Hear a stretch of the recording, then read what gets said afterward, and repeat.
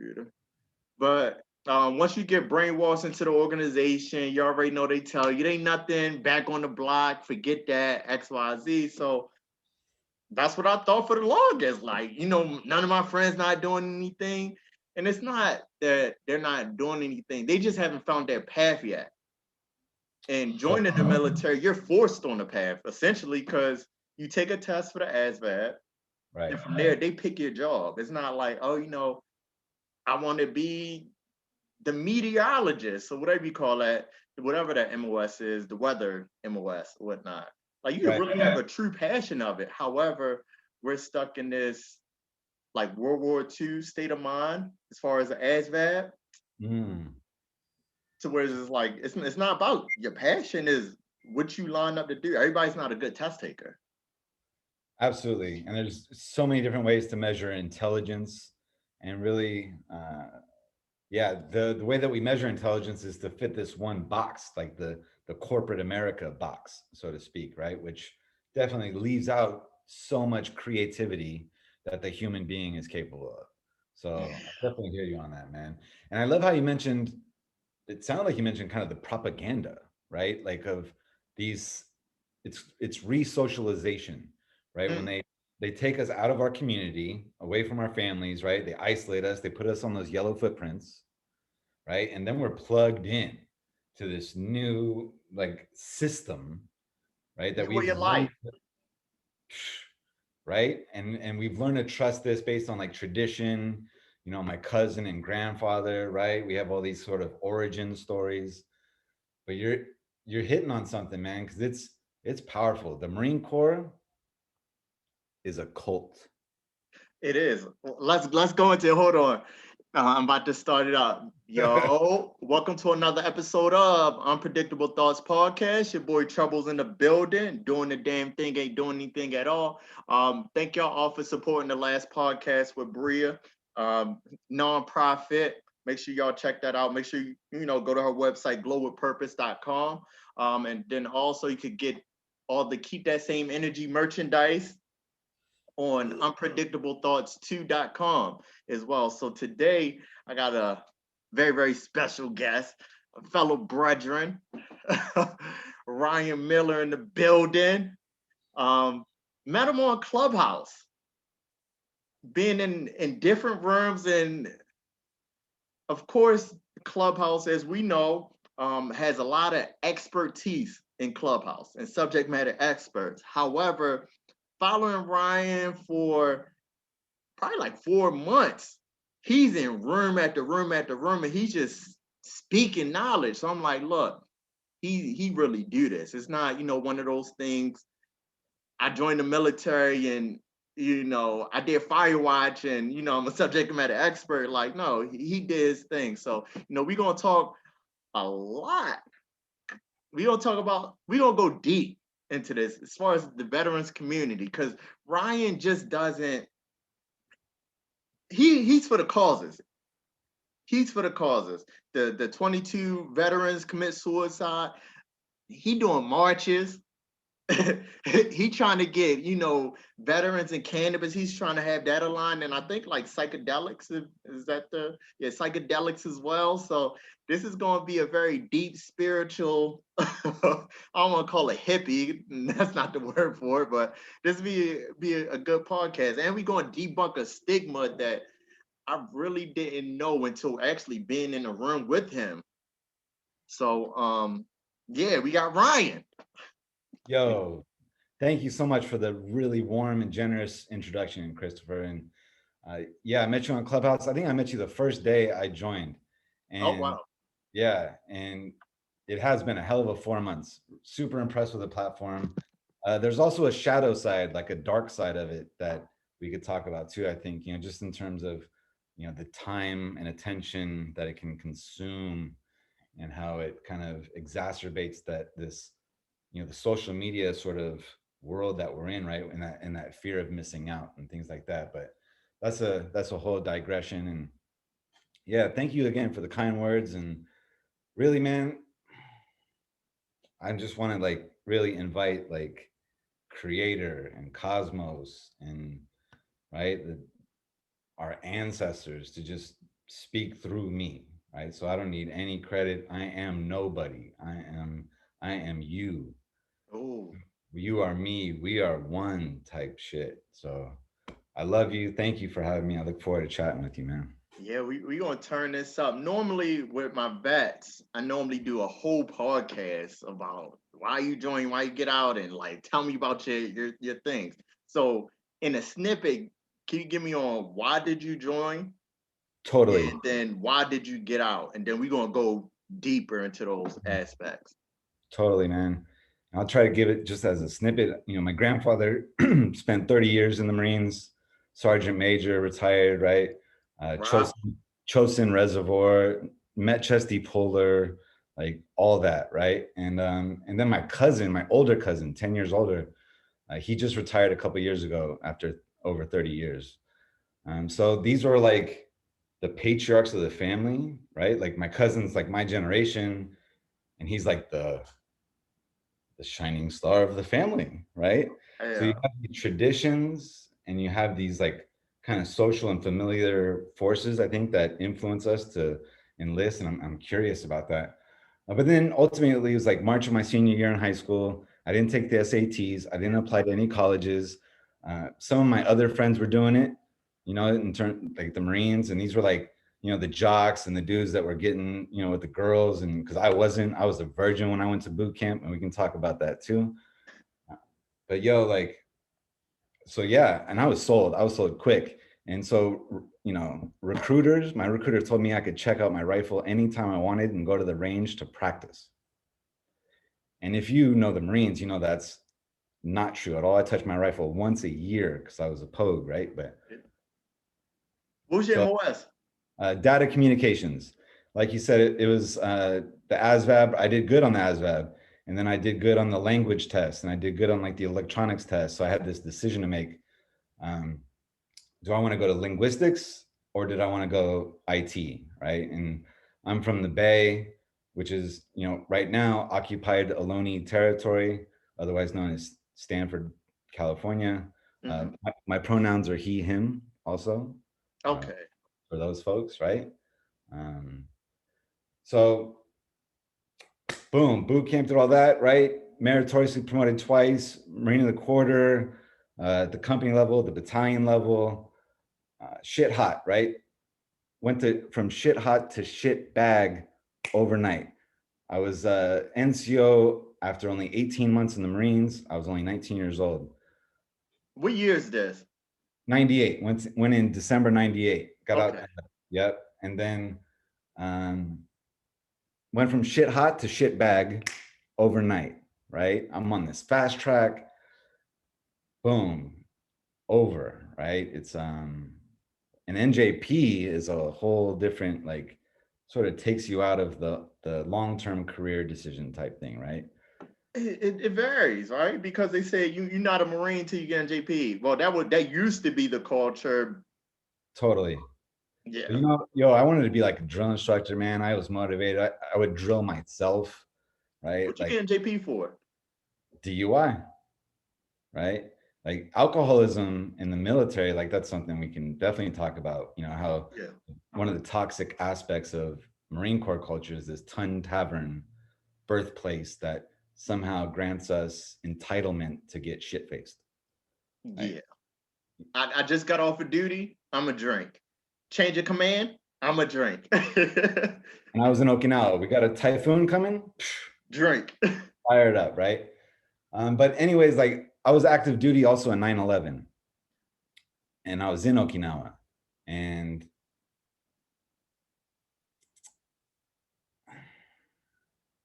barracks is going crazy, right? Troops are putting on their flags and stuff and high fiving or whatever, right? We're going to war. It's the barracks, right? And for me, man, I gotta be honest with you, I kind of like step back and like took a breath, or maybe like I kind of detached a little bit from what was going on around me. And as I'm witnessing this, I looked at it as like a form of performance art. You know, Performance art. Mm. and you know how you try to kind of, when you look at a piece of art, you try to sort of think about, how do I interpret this art? What is he trying to say here? What is the idea? And for me, if you consider that the World Trade Center is the pinnacle symbol of America's foreign policy that shits on the rest of the world, it made sense. Why If not you, take it out from a terrorist POV? right, put myself in those shoes, for example, right? I know, and I didn't choose this sort of like experience to happen while it was happening. I'm being honest with you, right? Like this is what I was thinking. And then, well, if we consider that the Pentagon, right, that got hit by a plane, uh, the pinnacle symbol of America's foreign defense policy, right, that shits on the rest of the world. Like it made sense to me as targets. Like I understood like why, because we're all, like, why would this happen? People are saying why, you know, these are terrorists, right? But if we look at it critically, the only difference between a terrorist and a freedom fighter is perspective, right? Like, okay, now I'm supposed to go to this other side of the country and like sight in on this dude on the other end of the battlefield, right? I'm a data pogue, so I'm gonna set up the email network that sends the email and all that kind of shit. Relax, yeah. I was postal, so You feel me, right? yeah. So if I'm gonna do that, and I'm gonna like sight in on this guy and take his life, right? For what? Like he didn't cut me off on the highway. He didn't like grab my girlfriend's ass. Like he's not like stepping on my sneakers, like, right? You know what I mean? Like there's no beef. And you know what? Like this is his homeland, right? Like, Yeah. so it's just I knew for me like that, and of course, you know, the NJP, right? Like I knew that this couldn't be a long-term decision for me. But also, to be completely honest with you, you know, I was Microsoft certified on active duty. I was Cisco certified on active duty, and I was looking at them .com dollars too. Ooh. You know what I'm saying? Yeah. Don't let the green grass fool you. I was fertilizing that grass. I was watering that. I hired a gardener, right? All that, whatever. This But grass is crazy. so yeah, that was it, man. That's kind of why I enlisted for the most part. You know, also, you know, why we enlist. 50% of active duty troops are survivors of childhood sexual trauma, myself included. Right? Really? I knew that as far as like female Marines. I don't know how true the statistic was, but they said a good 90% of female Marines that join because of sexual trauma. And I said, are you serious?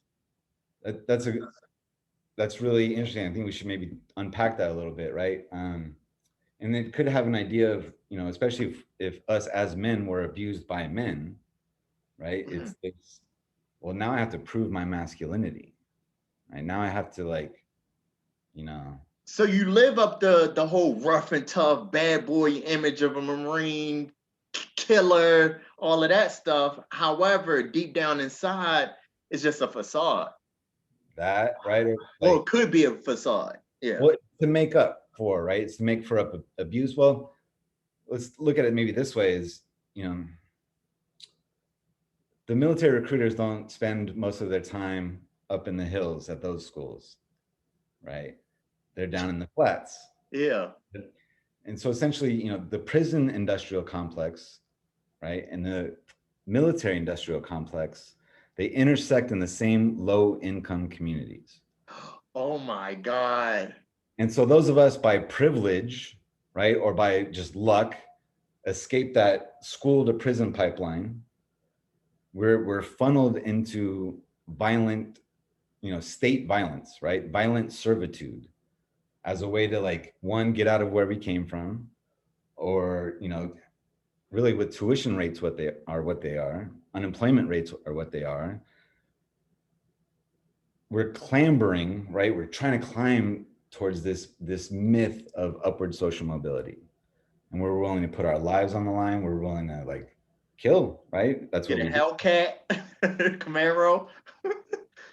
So yeah, man, I think we said a lot, but you know, so well, I guess the point of that to say all that was this is like most of us, a lot, especially on the enlisted side, right, are already going into the military with histories of trauma because we're recruited out of poverty, right? Where, there's a lot of challenges, right? That's where law enforcement enforces their efforts, uh, you know, medical access to medical care, healthy food, Parents, like, and if Flint still doesn't have clean water, right? So it's like there's a lot of factors, so um, and so and then a lot of folks experience trauma in the military, whether it's combat or military sexual trauma, right? Or yeah, especially being in a predominantly male institution.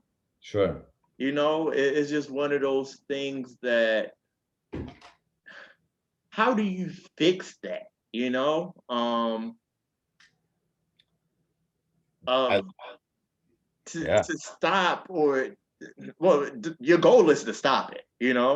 Um, however, we want to be honest, you have to reduce the numbers first, then for it to be able to stop, if that makes sense, right? So how do you do that in a predominantly male organization? Because some people will call it a cult within itself, right? So you have the Marine Corps as a whole, and then you have those people in that cult that just like touching without, consent. And I don't think that's a military cult in itself. It's just a mindset thing within the man of saying, "Oh, you gonna give it to me, or I'm gonna take advantage of it until I get it." And I don't. That's nasty to me. Like, we gotta both consent. yeah, and you're absolutely right. Consent is super important, and so really, especially with that culture and heritage of alcoholism, right, that we have in the Marine Corps. I'm curious, is consent really possible under the influence of alcohol? They say no. They say one is no. Like, that's the briefs, because I did 2008 to 2018. Yeah, yeah, 2008 to 2018, and like the briefs I was getting coming in were saying one drink is no. Yeah. And so I'm also curious, like, you know, I've heard that culture of binge drinking in the military, right? Like I was 98 to '02, we were getting hammered.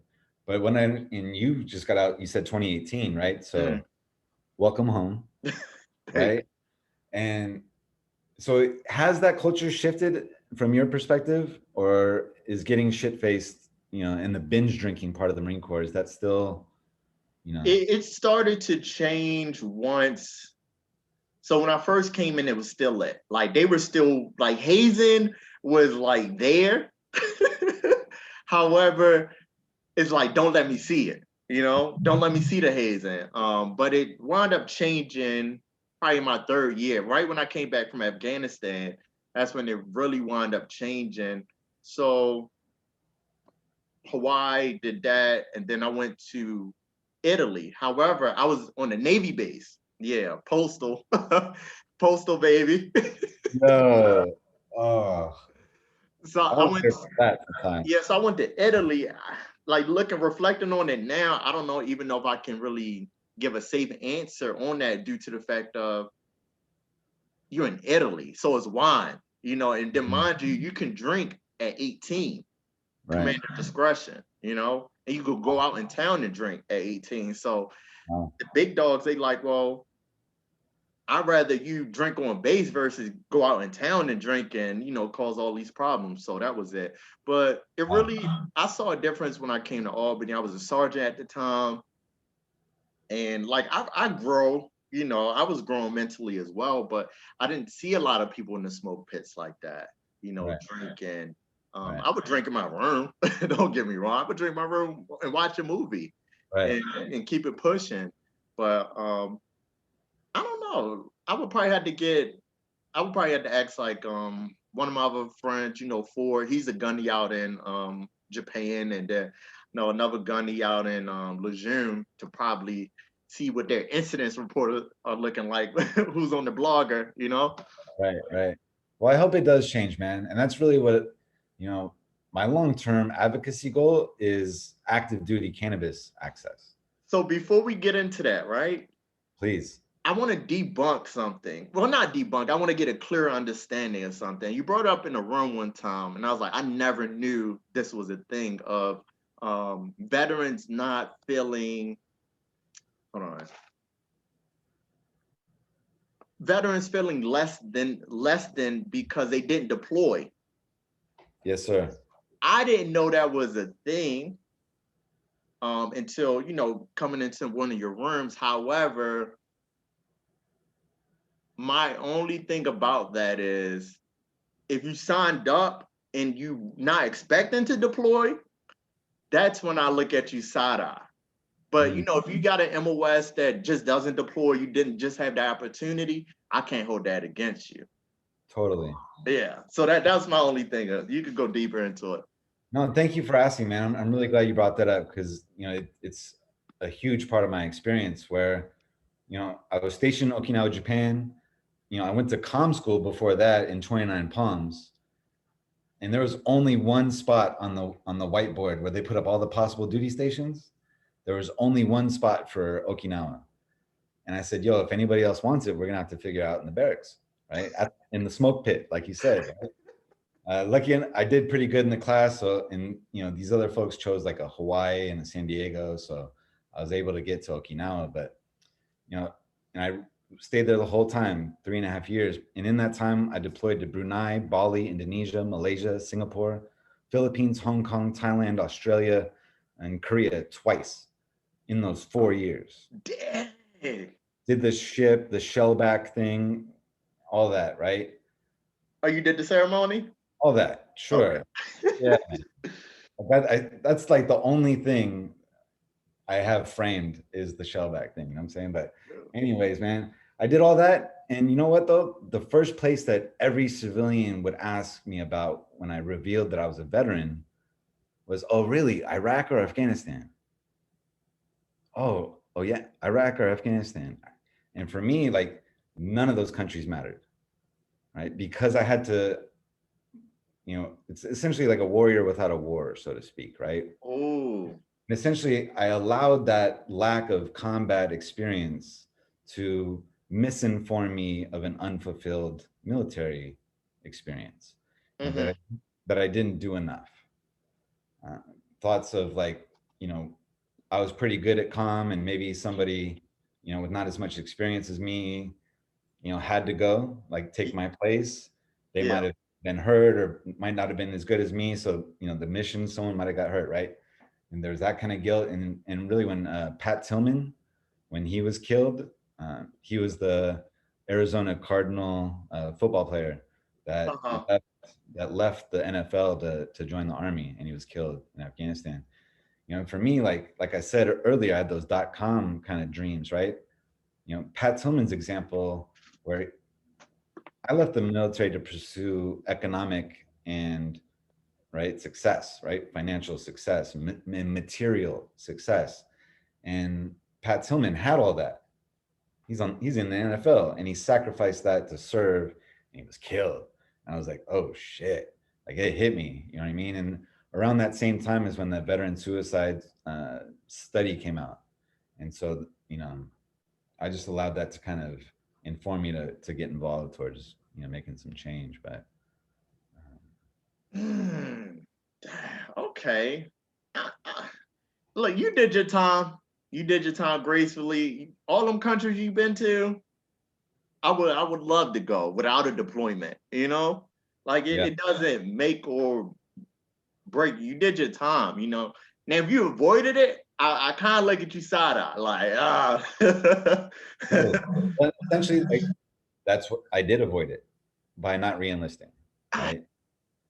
As far as and I'm telling you, like this is like the negative mental health narrative that I'm having in my head.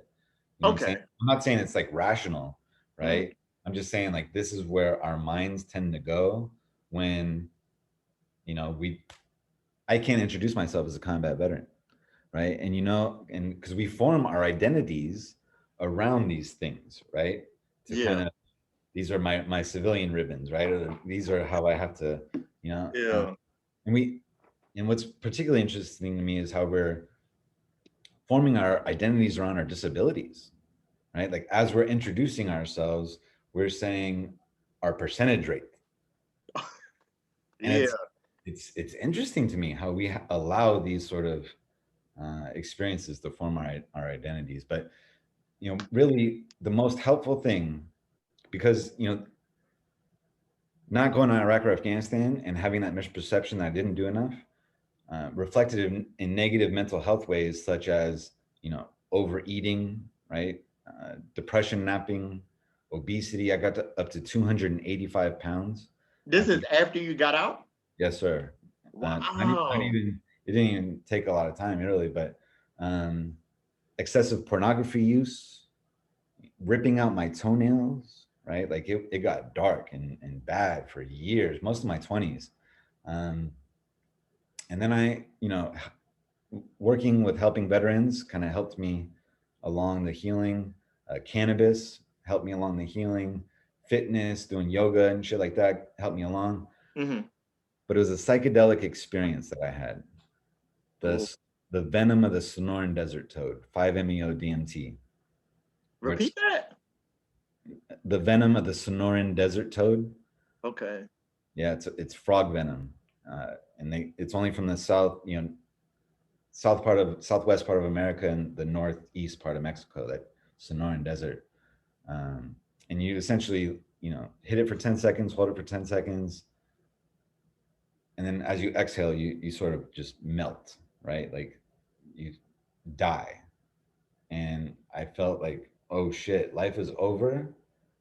And that's just fine because this is so like, it was just relaxing, right? Just that total release of stress and everything. And I was like, life is over. That's fine. And it's cool because this is about to be great.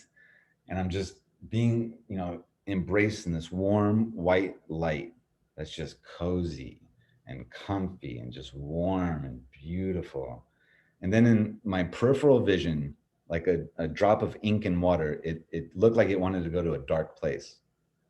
And so I made this decision. I was like, well, let's go dark then. And immediately it was just, and it went from that warm white light to black and cold and scary and dark and sad. And it was just excruciating. And I'm writhing on these mattresses and tapestries in the middle of the Northern California forest. And to keep it real with you, I was like regretting that go dark decision. I was like, but look what I got myself into, right? Because it was like going into like the depths of my heart, like the worst. It was basically bringing out all my pain, right? All my trauma, all my shit. And then a little speck of light came through when I Hmm. tapped my finger on the mattress. And then I would tap a little more light, a little more light, a little more light. And then boom, I was awake and I was connected to everything. So it was just showing, like, bottom line, it was just showing you're in control of your own darkness and lightness, correct? Is that a good?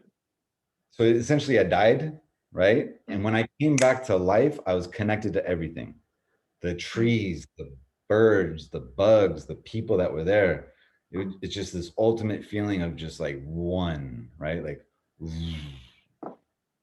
and then I felt this love, a love that was precisely curated for my specific needs.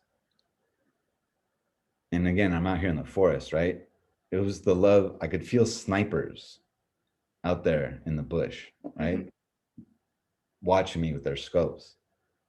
I was like, hey guys, you can come out. It's safe to come out now, right? I felt the love of combat, door kicking, pipe hitting warriors from like forever. Like they were all there, like in the bush around me, right? With camo pants on and just, Yeah. right? And I felt love from them, right? Like this love from them. Like they were all like, they had like this ambush set up, right? For me, right? Yeah. To give me They this, got your six. give me this love, man. And like it informed me as a non-combat, non-infantry veteran that I'm enough. and that I'm worthy and I'm complete and I'm whole and I'm lovable just as I am. And so I could basically let down that backpack of shame that I didn't do enough, you know, that I was carrying for all those years. I could finally like release it. And Mm. then it also kind of felt like, oh shit, like I'm that pogue. Like I'm the one that's supposed to help other pogues, you know what, feel like you're enough and you're worthy and you're lovable and you're complete just as you are. Yeah. And this is it, man. This is my life. This is all I want to do is like help our people heal, right? But also, yo, we talked about military sexual trauma that came up before, and you talked about this the psychosocial part of it. One is like, yeah, we live in a capitalist, imperialist, patriarchal society, right? Colonialist society, right? That um, harms women. Let's just be Yeah. honest there, right? Harms women at the baseline. And then you have the ultra masculine Marine Corps, right? Military. And honestly, like war and rape have always gone together, right? Like peas and carrots. Mm. Genghis Khan, right? Good example. Bonded so many people in this world. His All DNA is in so many people. it is, I think, more maybe, well, yeah. So I don't think you can separate the two, and essentially, right? I don't think that I think that the veteran suicide problem, right, again, right, is something that we're not really going to solve until we learn to go upstream, right, and look at war and look at just violence and state violence, right? Because that's where this comes from, right? This dominance. Yeah, the military, all it is organized street crime. Like, if we really want to be honest, like it's just on a country to country level versus block to block. Hello, right? Absolutely. And it's, you know, and that's what I keep bringing up, man, because why aren't we talking about peace enough? Why aren't we, you know, We we've don't been know on what peace is though. This is the longest this is the longest that we technically not been in war, right? As a country, right. from my understanding. Yeah, we don't know what peace is. You can Totally. tell by leadership. I'm not saying like the generals or these sergeant majors, some of them, but yeah, they making up rules in the barracks. We doing uniform inspections 5 times a week. Like, for what? Well, always be ready. Be ready for what? You can't say anything. You know what you're doing? Fog of war. What am I preparing for? Exactly. Yes. I mean, always ready for the forever war. But we need intel for that war. I Yeah. can't be ready for a war in Afghanistan if we're going to Russia next. The That, climate is different. That messed us up in what war was that? I don't even know. I don't even know. well, yo, and you're right. Like we're overextended in the Middle East, right? We've been in Iraq, Afghanistan longer than Vietnam. Uh, but there's no anti-war movement in America. There's no, right, like there's no protesting anti-war anymore, right? Like it's a wrap. And really I think it's because it is, there's no draft anymore. It is just mostly the poor kids going to do the fighting. The richer kids that be our officers essentially, right? If at all. So What are like the true justifications for war? that's the thing, man. Like I think, humans have always kind of, this is what I hear, right? Humans have always kind of had conflict and used violence to resolve conflict. And yes, things like capitalism, absolutely, I believe, exacerbate war, right? Like, and that's where a lot of the moral injury I think comes from as a U.S. service member is, you sign up thinking you're going to be Luke Skywalker and save the world, but then when you get in, you realize that you're a stormtrooper defending the empire. Yeah. That And is true. that was from an Air Force trooper that's in my community that shared that, quote. So, um, I like that. man, and it's because, right, like we're not fighting Nazis anymore. We're not liberating Europe. We're not, right, like pushing back the Japanese or whatever. We're dropping like $500,000 bombs on poor black and brown people living in mud huts who will never see that amount of money in their lifetime, right? And a lot of this like precision technology isn't so Drone attacks. shit ain't so precise, right? Collateral damage is ridiculous. But and also specifically, and I don't remember getting briefed about this, and I'd be interested to learn if you did. Do you hear or get any training on depleted uranium? No, what is that? Interesting, right? So in our bombs, in our artillery, we used to use tungsten as in the tip because it's super dense, right? To penetrate. We changed to depleted uranium because it's cheaper. It's a byproduct of nuclear energy, Mm-hmm. and it's way more dense also, right? So it's a lot more effective.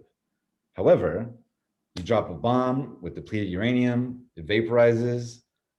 That depleted uranium doesn't go anywhere, not for hundreds of thousands of years. And it's in the water, it's in the soil, right? Like it's Your and bloodstream gets in your body, onto your children. and we don't get, like you said, I didn't get no brief on that. You didn't get no brief on that. There's been no like PPE, right, to protect ourselves from these interactions. And so, yeah, it's toxic, man. And and that's the thing, man. The whole culture is toxic of violence, right? And masculine, and how we define masculinity. And it's so what I'm really inviting us to consider is that just because that's how it's always been Mm-hmm. doesn't mean that that's how it always has to be, Mm. right? At one time we thought the earth was flat. Some people still do, but that's a whole nother podcast. Yeah. uh, we never thought we'd get to the moon, and now here we are, right, going to Mars, doing all this shit, right? So I'm saying, like, technology is changing the way that we interact with each other. That's why we're having this conversation. Yeah. Psychedelics are changing the way that we look at ourselves and look at the world. And I think that it serves as like a disimagination, right? Like, just because that we've always been violent means that like, we're always going to be violent as humans. I don't Mm. think that necessarily it has to be true. Mm. So that's what I'm really just inviting people to think about, because honestly, like, I've been working in veteran suicide for 8 years, and we're have great results, right? Pulled Mm-hmm. some troops off the ledge, transformative growth in our community. But really, like, if I'm not going up that ladder or swimming up that stream to look at the cause, right, which is the military industrial complex, which is these endless wars for resources, then I'm really just one of these mental health opportunists. Yeah. Right? Yeah. Got 'Cause you. I care about this, right? And like my goal is to put myself out of a job, essentially, right? I Mm. don't want to do this work on this for the rest of my life. I will, but in order for that to happen, I can't just work on the symptom, which is veteran suicide, military sexual trauma, right? Like I got to go up to the upstream of the So are cause. you pro-military and anti-war? Is that safe to say? Or I mean, like I'm pro warriors, right? Like I understand like there's this sort of archetype, I guess, that men or women, there's been a lot of women warriors also, shout out to them. for real. What I'm saying is, man, the more and more I think about it, and it's a great question that you asked, is the more and more I'm just anti-violence, right? Mm. Because I have believed, experienced death, right? Where I'm not afraid of it. Like I'm ready in a lot of ways. I don't know if I could like be violent again. Like and it's complicated because if you bring it to me, I might just let you and just release and surrender, right? But if you try to bring it to my girl or my family or something, it's hard to turn that stuff off. You know what I mean? So I'm still kind of struggling with that, right? And like, how committed am I to nonviolence? You know? Jeez. But wouldn't you think that it's a helpful skill to have in a sense? In the act of self-defense and we could say self-preservation as well. Right. Survival when in a situation like that. Totally. Totally. And it's hard to say how I would, really react in the moment. But I do just know, man, that like, so I had this mushroom experience. I was up on this hill. I had this, friend with me, and we came down the hill, and there was these deer that were like really close to the path. And so we kind of just crouched down, and they like came up pretty close. One of them did. And, closest I ever been to like a wild animal, right? Mm-hmm. And there was that fear in my heart, right? Because it's like, I've seen the things where they kind of, a deer might whip your ass, right? Or kill Yeah. you. And and then I just was like, yo, I just kind of like surrendered to it, essentially. Like, yo, if this is how the creator meant for me to go out was by this deer, like, let's go, bring, I'm ready. And there was just this beautiful, blissful sort of thing that, so I think there is the ultimate martial art, right? Is submission, Mm. just surrender, right? Because I'm not a, you're just gonna bring me closer to God, essentially, right? You're just gonna bring me closer to, right, that next plane of existence that I believe we all came from and go back to. Geez. Okay. So let's get real big into your cannabis and psychedelic uh advocacy, and where do Can I you see fire one that up? going, and light up and go for it. it it's a lot. And a crazy story of mine is I remember this one I knew I was good for podcasting because I don't care, right? But we was doing a urinalysis test, and my XO came by, and I had a serious question, and I asked him. I said, "Do you see marijuana being legalized for active duty members?" And everybody was looking at me like, "Why would you say that? You're on the chopping block. He's going to get you." I'm like, "No, it's a legit question. I see where the world is going." Um, and we all know it ain't no fun until the feds have some, you know? So it ain't no fun till the feds have some. So How did he respond, that XO? he stated, he said he sees it can happen. However, it's a testing thing. Like, how could you test of somebody being high at work? You could test it for alcohol, but how do you test that thing? He said Yeah.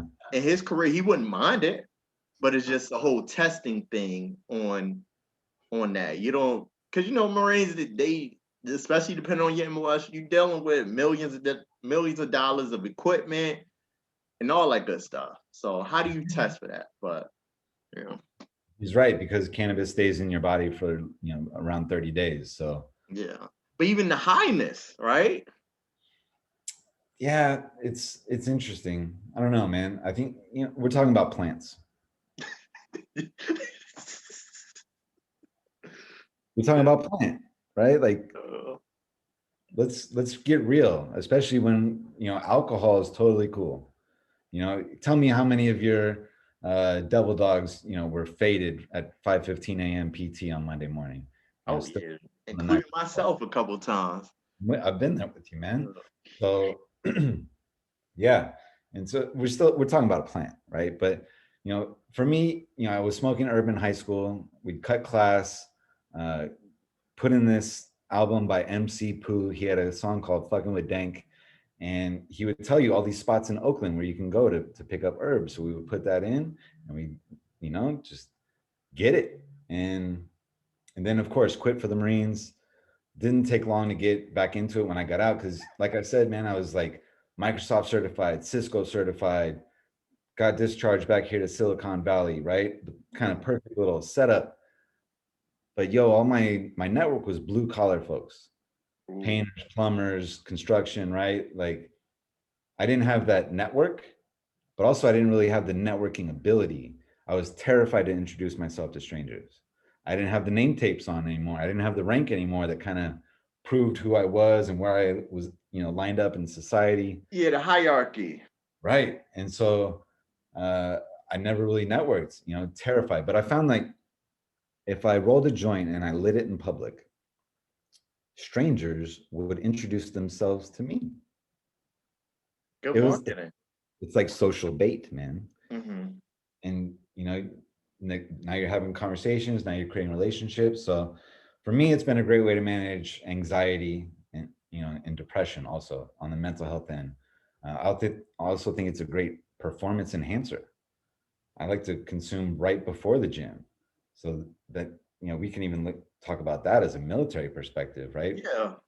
Yeah, man. Like bronchodilator expands the air sacs in your lungs, reduces your pain receptivity, reduces inflammation, and helps with focus. Right? These are all like athletic enhancements, Yeah. essentially. So, um, been super helpful for me. And then, in my practice, I've also given away hundreds of pounds of cannabis for free to veterans, and they've experienced tremendous benefits because it's also expensive. And most of our community is, low income folks. So, Yeah. Wow.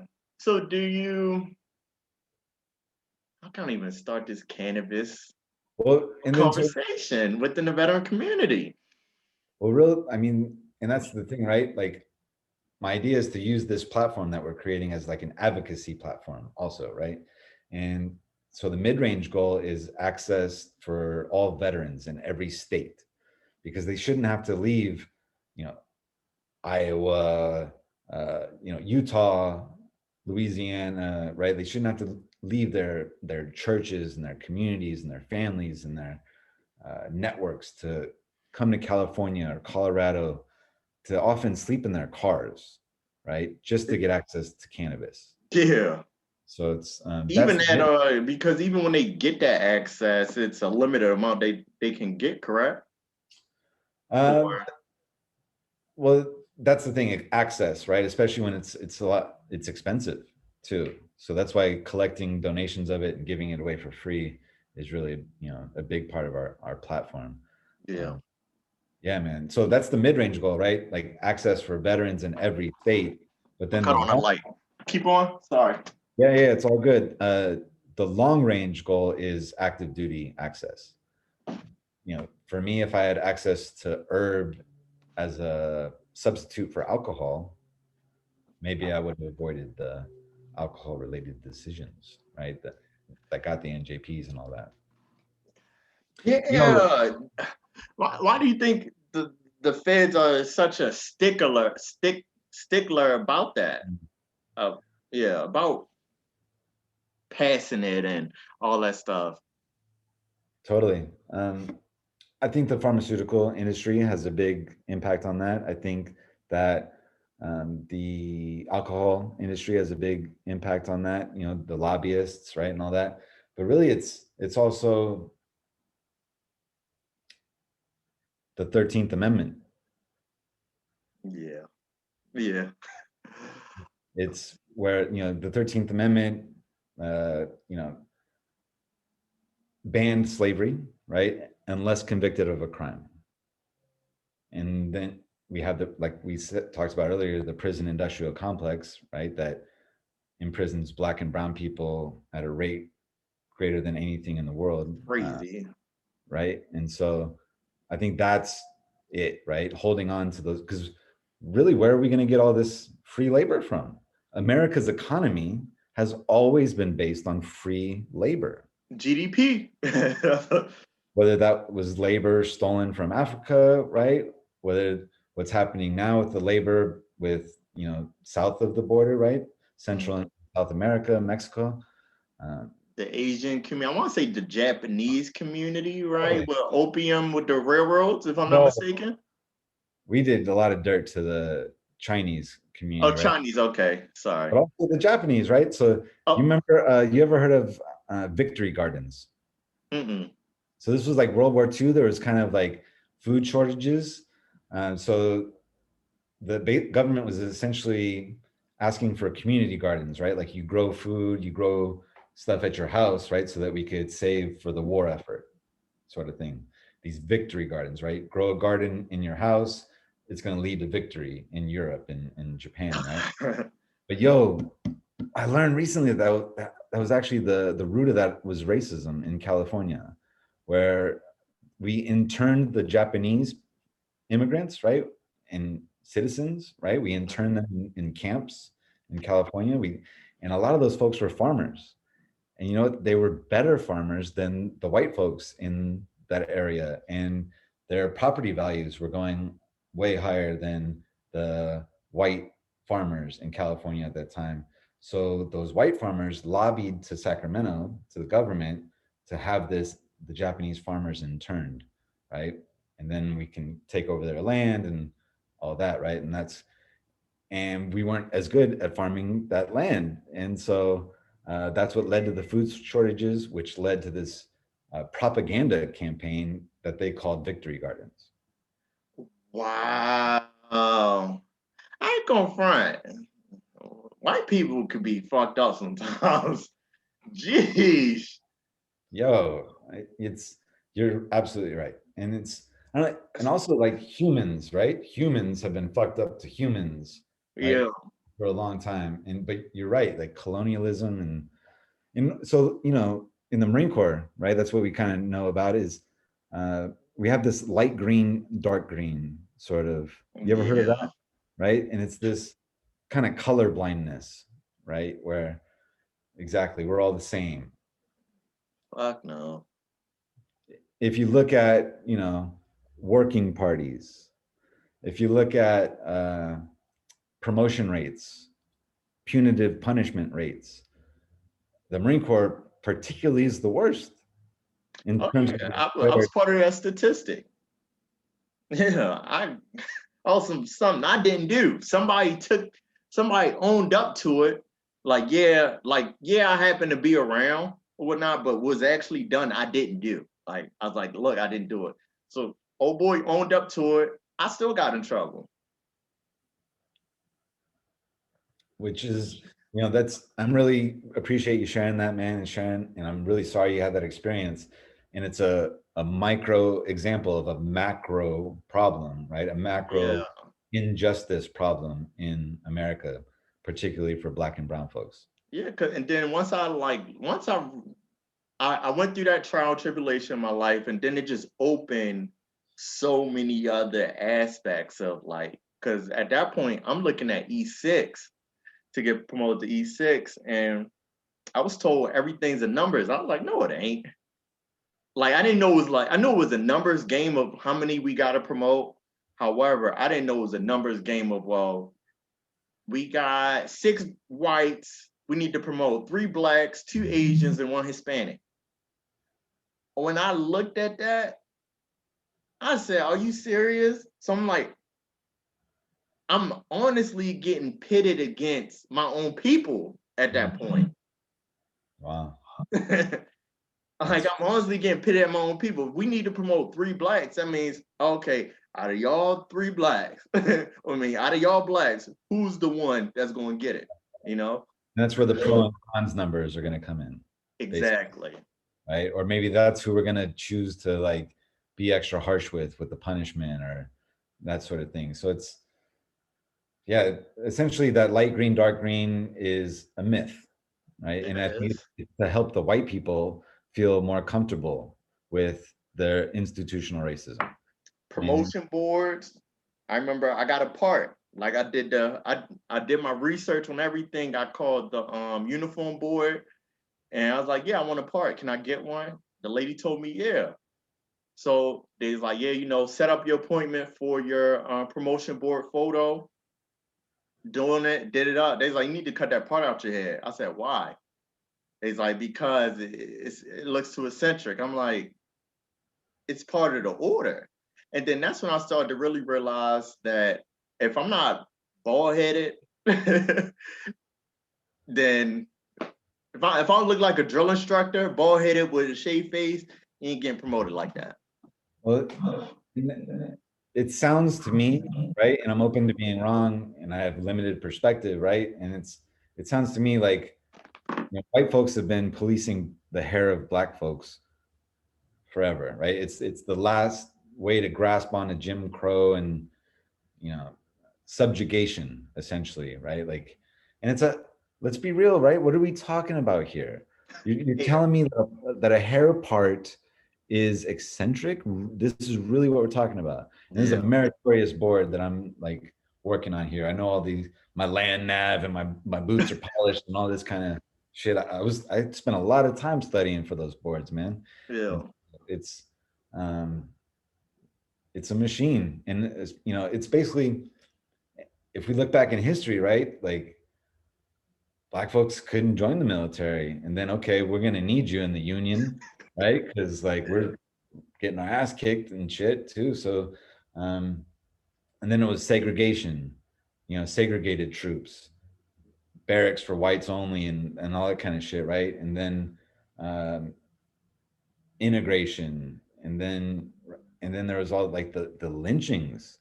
Mm. World War II troops, when World War II veteran troops would come back, they were at a greater risk of being lynched. They were lynched at a greater rate. You fought for the country, right? You should have that pride to like walk down your hometown streets, but unfortunately not for a big part of it. In LA, we had what's called the Zoot riots. Mm-hmm. Have you heard about that, right? And this was um, blamed on, Chicano folks, right? It's like messing with American troops. And it turned into these like 2-3 day riot in LA. But really it was the opposite, right? It was these racist, drunk white sailors and Marines, you know, wrecking shop, which is what we do when we're out on liberty, right? Yeah. And particularly, in those days, and we can look at now, with not good intentions, right? Racist intentions. Yeah. The Marine Corps Scout snipers, right? They Mm. still use that SS, iconography that is from the Nazis. Oh, I didn't know that. Check that out, man. Marine Corps Scout snipers, and look at and they try to like, you can Rebrand it. all that, or talk about how it's older than that, sort of thing. But some things we gotta let go of, I y'all. know where you got it from.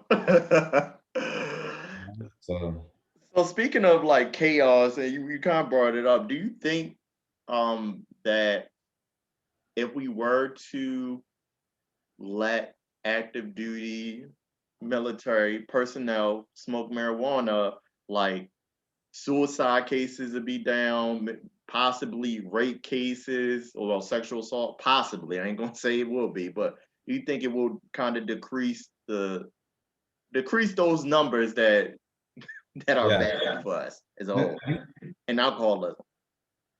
you hit it exactly. I think offering safe alternatives to alcohol is going to result in better troop readiness. Mm. Absolutely. They're going to result in, longer careers, whether that's from the pain and inflammation or the mental health benefits, or just avoiding the alcohol related incidents like I couldn't do. So yeah, but I also understand where the apprehension comes from, the military, particularly because, yo, man, if I smoke a joint, I don't really want to hurt people. You know what I'm saying? Like, and if you look back at, there's this clip of troops in the bush in Vietnam, and they're smoking herb out of a shotgun. The bull is I down there. seen that, yeah, because that's when those rifles was actually made from Mattel. Oh wow. Yeah, the plastics. I forgot what you call that. When Yeah, you man. make the rifle, yeah, it's made out from Mattel on the toy product. Yeah. So I mean, and I say that because there's this film called Sir No Sir, which describes how the Vietnam War actually ended. And sure, a lot of it was the protesters back home, but it really stopped because active duty troops refused to go on patrol. right? Mm-hmm. Often this was, the black and brown troops that were being put disproportionately in the most dangerous situations, right? And that solidarity ended the Vietnam War essentially. And so I think, like, I understand why the military would be reluctant to implement cannabis, because shit, man, when you can kind of elevate your brain to that level, right, where it kind of, you feel more comfortable being your authentic self in your own body, and you have that self-love. I don't know, man. I don't think, like, Like, fuck this military shit. I mean, yeah, and it's really like, I love my brother to my left and my right type thing, right? And Mm-hmm. that's another part of the propaganda and the right and the re-socialization that they do, right? To make me willing to hurt other people because I have this bond with these folks, right? This Mm. us versus them sort of thing. When really, like, I think hurting anyone, right? Violence in any capacity does harm to the self, right? Like, I cannot hurt you without suffering from that, and Mm. I don't think it's like, it's not really in my natural human inclination to hurt you. I think it's my natural human inclination is to love you. And that's why we have military training, to sort of get you to instinctually shift to that kill. Do they do this in boot camp for you, man? And like, we would sweep the floor with those little brushes, right? Discuss brush. Scuzz brush, yes, right. And we get all online and we're on our hands and knees, and the drill instructor would say sweep, and all of us would have to scream kill, Yeah. right? Yeah. Kill, sweep, kill, kill, kill, right? Like, that's, we even like say kill as like a Roger, right? As like Yeah. a aye sergeant, right? Like, Yeah. kill sergeant, like, it's that, it's intentional, right? Like, systemic in the Marine Corps does it better than anyone, right? Is turning off, I think, that empathy for others, right? Or we're forced to limit our empathy of others to our fire team, to our squad, right? To our platoon, to our flag, Yeah. Because right? these are the people that's gonna have your six when you're in a foxhole or Yeah, when you're on patrol. right. And I understand, man. Like, we know them more than most, that strong bonds are formed to shared suffering. You're trauma bonding at that point, right? Brilliant, absolutely. I've never heard it, that term applied to that experience, and I love you for that. Yeah. Absolutely, trauma bonding, and that inspires us, or puts us in this mental position to cause and inflict trauma to the other. Mm. So is it, and it lingers too. It lingers when you get out. The human mind is so crazy because I feel as though that type of training, whoever created that, right? I don't think they were that person. They're just clever enough to be like, you need to think this way. However, the long-term effects, no one can effectively turn it on and off. You can't go from killer to, oh, let me get my baby. I appreciate that, and I will just kind of gently offer that I try to avoid can't when we're talking about Okay. our human ability, Mm. right? Like, overcome. I think that, yeah, it takes a whole lot of work, absolutely. And I don't know if you're right, like that once a Marine, always a Marine. It may be true.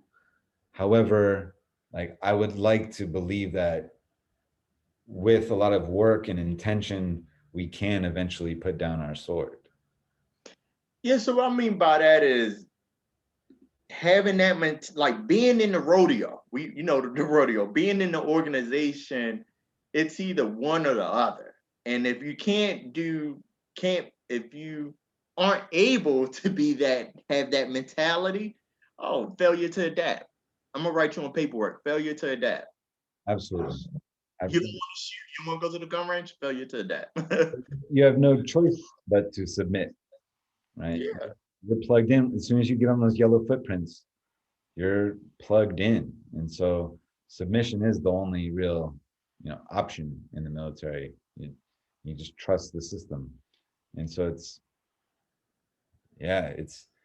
you're either in or you're out or on your way out, right? You're with the shitbag crew, like I was. Let me ask you, you did 10 years, right? Yeah, 9 years, 11 months.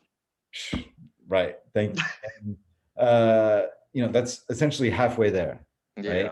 And so, that kind of just invites me to ask you, like, what made you not want to like do the other half, or specifically, like, was it that NJP that you decided to pivot? So no one really ever asked me that. Thank you. It was a lot of things. So I wanted to become a recruiter. I wanted to become a recruiter, so I volunteered to become a recruiter. They kinked my package back down and said, "You on the hit list? Put a package for all three." I thought about it, then come find out they had a message that came down saying that we looking for drill instructors. And talking to my career planner, aka career jammer at the time, he was saying like, look, they looking for drill instructors bad. I said, that's not my style. I'm not that's not it. Um, so that was one reason. Another reason was off of racism as well. Mhm. And then my last like final nail in the coffin to where, whoever you believe in was like, look, this is the last final sign I'm gonna give you to pivot, was I tore my ACL playing flag football on base. I tore that sucker, and being on bed rest, trying to rest it up, I just had a conversation with myself. I said, I gotta look at the long run. This is a long game. You have to understand that. And as I discussed before, the military is kind of getting boring, or kind of getting bored. And what I mean by that is leadership don't know what to do because we're not at war. So you out here doing inspections and all this other stuff that I wasn't really privy to coming in because I'm like, okay, deployment, we making sure this is good, this is good. You made sure my Charlie's good every Tuesday. You just saw him. But yeah, I thought about it and I said, you know what? To sustain long term is not going to be able to happen, especially with my body, because we all know you don't want to. It's a stigma, right? That stigma of not going to medical, that stigma of trying to get back into the fight and not being on light duty, because you still got to show the PT and PT gear on light duty. You just in the back. So you want to make sure you have that mindset like, yo, I need to be back with the team. I need to be good. I need to do that. I was like, I'm not gonna be able to sustain it, especially because I feel as though personally that the DOD or whoever runs the medical field of that, they don't have realistic time frames on recouping. Yeah. So yeah, that was my thing. So I'm actually joining the army. I'm going into the army. Yeah. Wow. Yeah, for logistics. So Nice, man. Thank you. Yeah, thank you for sharing that experience. And I'm glad that you listened to your body, right? And was listening to, you know, your intuition essentially, that said, hey, let me make this move. So good for yeah, you. And then, it's also like you did mention racism, right? And like, I imagine if that wasn't part of it, you know what I'm saying? Like, yeah. if shit, you might have kicked, stayed with the green machine, right? But yeah, it's I want to go thank where you. I'm celebrated, not tolerated.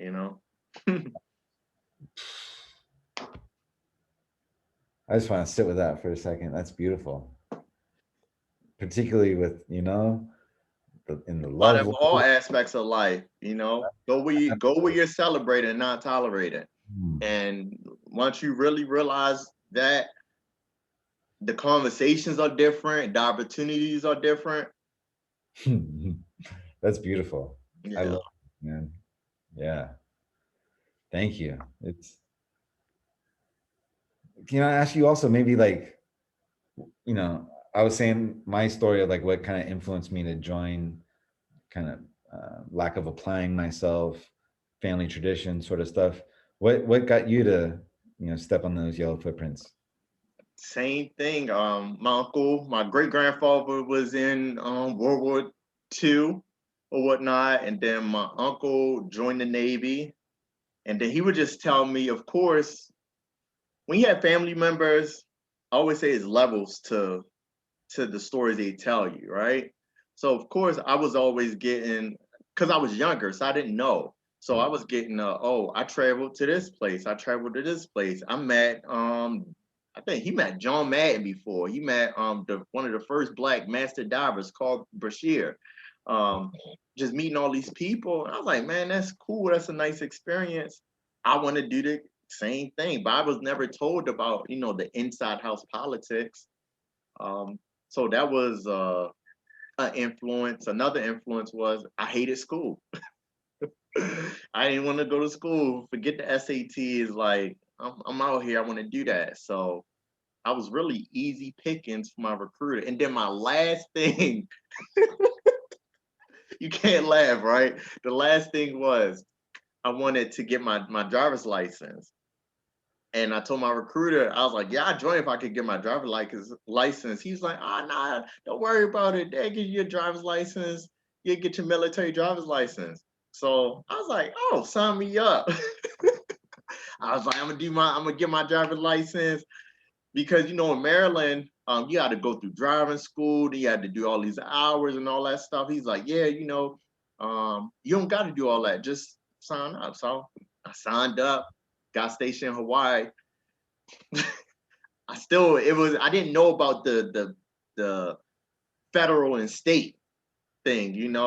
So it's like, yeah, my staff sergeant at the time, he's like, you don't have your license? I was like, nah. He's like, oh, take the test and go out there and get your license. I was like, so it's the exact same thing. He's like, yeah. I was like, oh, my recruiter told me I'd get my license through the military. Like, technically, you did, right? Technically, it's one of those things of, if I feed you bread, you still ate. Ooh, yeah, man. It's true. That's another thing we have in common is, the recruiter will tell you whatever, man. So it's interesting that you wanted to be a recruiter, that you wanted to, go down that route. So the thing about that was, I like coming up as far as getting groomed in the military. I had a lot of stand up staff NCOs. So he's like, yo, why tell a lie? Because it's going to come back to haunt you 4 years later, because that stuff carries on. And I was like, you know what? If I can't make mission that month, I can't make mission. And they just going to have to deal with it. So I'm all about telling the truth. Like, why lie? That's somebody else's life that you're transforming. At 18, 17, 18, we'll just go for the young age, right? 17, 18, by the time they're what, 22, 23, 24-ish, they've evolved. 13 weeks you evolved. Absolutely. And I think what's also important to mention is that the human brain isn't even fully developed until you're like 24 or 25 years old. Yes. Right? Your prefrontal cortex, I think, is like the last to develop. And so for me, it questions the validity of these contracts if they're made with folks without their full mental capacity. You're just a body. You don't really count till like E5, E6. That's why on your ID it says non-NCO, right? Yeah. And this is, it makes me wonder, about all these, like, I don't know, how that has influenced, the fallen, right? Like all the Medal of Honor citations, the Navy crosses, all that, right? We hear all these stories about these like privates and lance corporals like fighting off these waves, and I don't know. It's Do you regret joining? Like the stuff that you know now, as far as like being peaceful. Do I'll put you? it like I'll I put don't it know if like regret's this. the right word. No, well, you know what?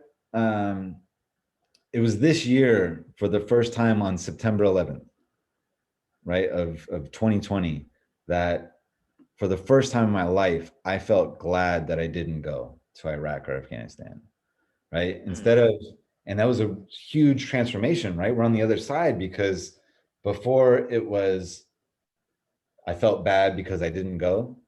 Then I got to, I'm enough whether I went or not. And now I'm at, yo, I'm glad I didn't go More because for your mental. really that, yes, right? I'm thankful, I'm blessed that I didn't have to harm anyone, but also like I'm glad I didn't have to put my family name to an unjust war. Ooh. My Ooh. my bloodline, right?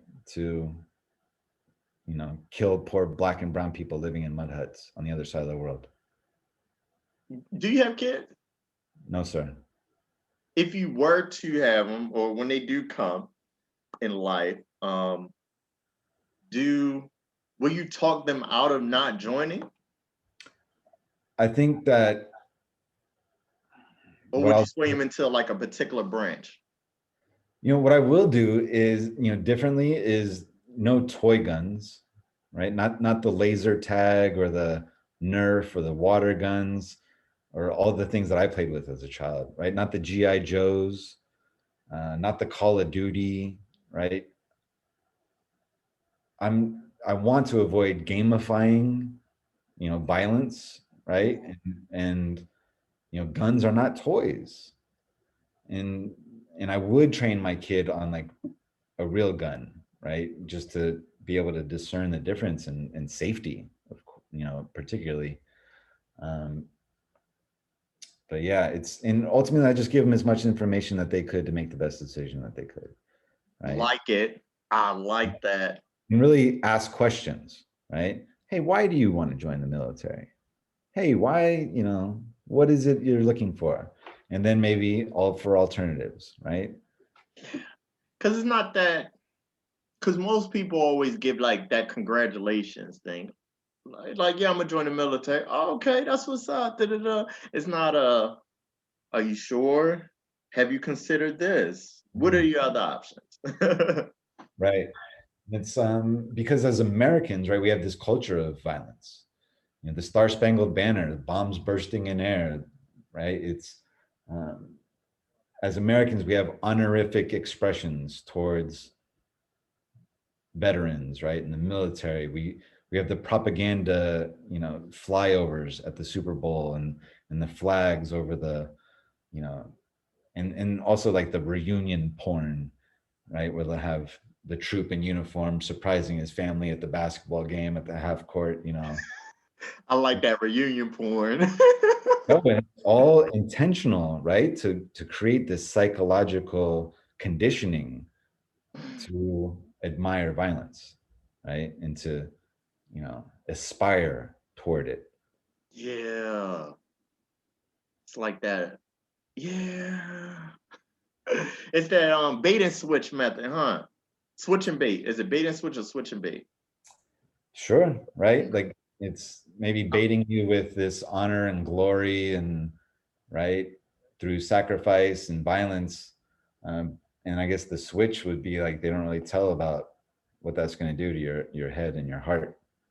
Yeah, because And and then just real quick, like, and then as a culture, American culture, right? We're really good at sending young poor kids to war. We're not really good at welcoming them home and reintegrating them back into the village. Indigenous cultures, they have rituals and ceremonies to welcome their troops back into the village and to disperse that burden of state violence among the tribe, right? mm, But Americans, we don't really have that. It's and part of your do you have an organization or can I see like I was looking on your page, I'm like, he does a lot. Yeah, it's called Operation EVAC, educating veterans about cannabis. We do recurring 90-minute social support groups. Mm. We, set goals. We, have safe space for vulnerability check-in. We, respond to discussion prompts to kind of, form positive narratives about our experiences and about ourselves. And then we do a meditation, a 20 to 30-minute eye rest yoga nidra meditation. It was developed at Walter Reed by a guy named Dr. Richard Miller. Okay. And we had this lady that's trained in it, Jane Leonard, that's a fantastic practitioner. So the first part of the class, we laugh a lot, sometimes cry. Second part of the class, we sometimes snore from the meditation, right? And if me as a facilitator, I can capture all of those emotions in a 90-minute session, it's like celebration, right? Um, and then so meeting attendance also enables you to be eligible for free cannabis. And so, you know, cannabis medicine is fantastic for our community, mostly of which are elders, veterans of color. A lot of folks are, along a spectrum of substance abuse recovery, housing insecurity recovery. We have indigenous folks. We had 3 trans folks in our meeting Oh recently. wow. I was like so grateful for, that we've created this sort of safe space, right, for us to come together. Um, and to keep it real with you, right, and I'm open and transparent about this. Like, the free cannabis is the bait, right? Hey, what's up, man? You use cannabis medicine? You like smoke herb? Come through. I got a bag for you.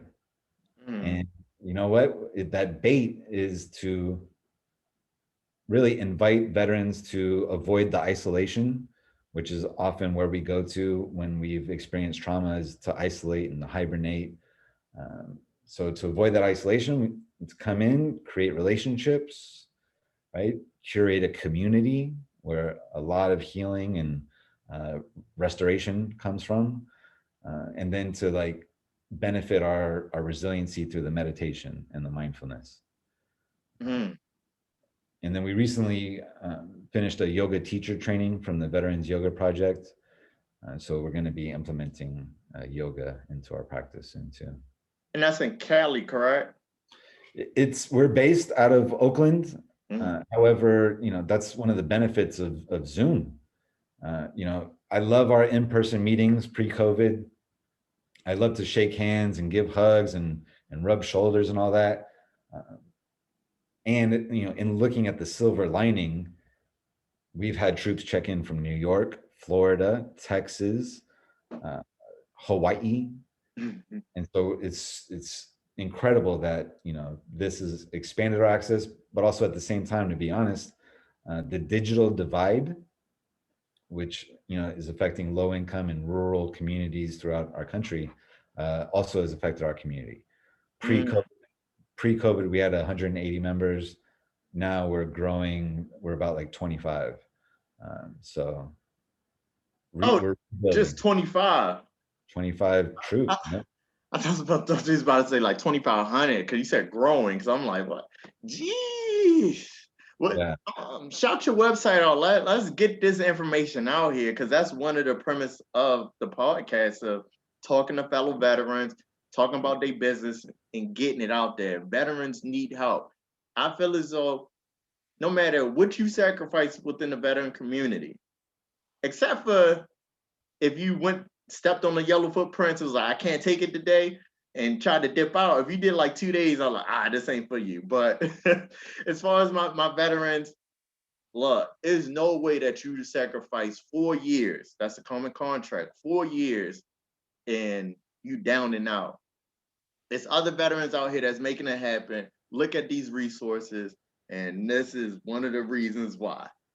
I have Ryan up here. He has his own thing. Mm. So if Thanks, you man. need somebody to talk to or just to be around that fellow veteran community, because we feel as though fellow veterans, we're the only ones that understand each other, right? Reach out to him. He does you may not get cannabis because you may be in New York. However, because we ain't no drug dealers, we ain't shipping stuff, across state lines. However, somebody to talk to on a digital aspect if you don't have nobody to talk to in your state. Totally. Thank you so much, man, for that generosity. That's a hell of a plug. And also, members, totally welcome, but also leaders, right? I've achieved a huge amount of my healing through the support of others and through the service to others. In service to others, I'm myself and am restored. So if there's leaders that want to get involved in your communities, wherever you're at, cannabis is legalizing all over the country. And so if you want to get involved, like we have this platform, we have a whole training pipeline. You'll be a certified veteran peer support specialist. There's some other, trainings involved. Um, we can empower you for that. We can help you get, fundraise for that, right? And lead this in your state. And if there's not these legal laws that enable the gifting, like the free charitable, non-commercial access, we had to fight for that in California. And so we have a blueprint to help you fight for that in your state. So leaders, right? Like, let me help you facilitate groups in your states. That's deep. You heard it. And I You need help. heard it. Like, to be honest with you, man, I need help. I got one of my closest comrades, Alex de la Campa. He's a retired, Navy SEAL, essentially. He was also injured, with the TBI and broke his back pretty much in SEAL training. He's my closest comrade, and he's went through this whole training pipeline that we've, co-created together. And so, we got all our SOPs, and we've demonstrated scalability. We have a plan. We have a proven platform. It's working. And we need help, honestly. Like, let's get it. Let's motherfucking get it. I gotta attend one of your next thing. Yeah, I'm very interested. Even though I'm about to go back and I can't indulge into the the cannabis portion, but just helping veterans in general. Really. And I'm really glad that we have this relationship, and I'm super glad that Clubhouse could facilitate it. And we're just getting warmed up. You know what I'm saying? You heard it. Once you're in, that's how I'm just gonna keep it real with you. That's how I radically revolutionize you and help you get these other troops to put down their weapons, right? And come home. Bring every troop home now. Yeah. Every troop home now, We right? yeah, we gonna connect. You got a website? Shout your website out. Op evac, that's Oscar Papa Echo Victor Alpha Charlie.org. opevac.org. Operation EVAC, educating veterans about cannabis, educating veterans about consciousness, educating veterans about civil disobedience, educating veterans about civics, educating veterans about compassion. We like that. Come through, right? You're welcome. You're invited. So y'all heard it. Hope y'all enjoyed the conversation. It's not hope y'all enjoyed. I know you enjoyed this conversation. I enjoyed it. I enjoyed talking to Ryan. It's very, very dope. And everything is aligning in life. And you just gotta trust the process. Thank you for tuning in for another episode of Unpredictable Thoughts Podcast. It's your boy Troubles. Peace. Peace, love, blessings.